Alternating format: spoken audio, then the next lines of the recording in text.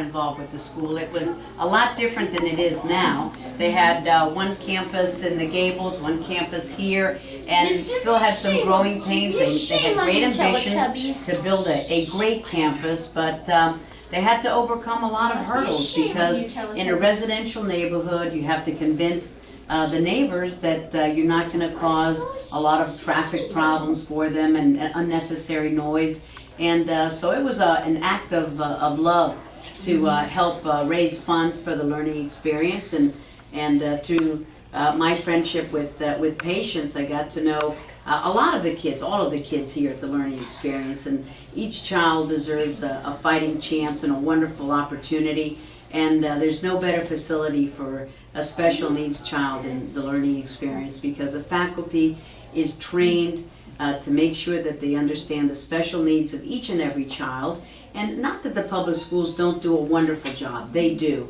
But here you have very low student to teacher ratios, and you have such wonderful loving care, and they have your child from early on to young adulthood. So it really becomes a second home to them.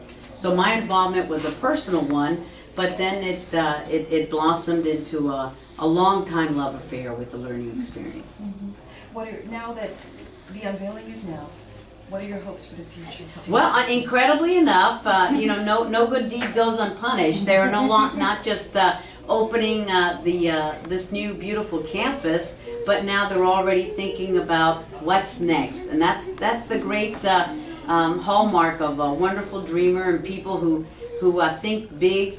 And they act from the goodness of their heart. They're thinking now of having another site that would have housing for special needs children. There's really no facility now for kids who are aged out of the Dade County Public School system. It goes to a certain age, and that's protected by Supreme Court decisions. But then what happens? Not everybody can have a job. We wish that they could, but some aren't able to, and so there has to be a place that will take these kids and nurture them and love them in the way that they've grown accustomed to. And so what's next is a dormitory style facility, and they're dreaming big. But right now, let's celebrate what we've got before we get on to the other level. Fantastic. You're going to put me out of a job.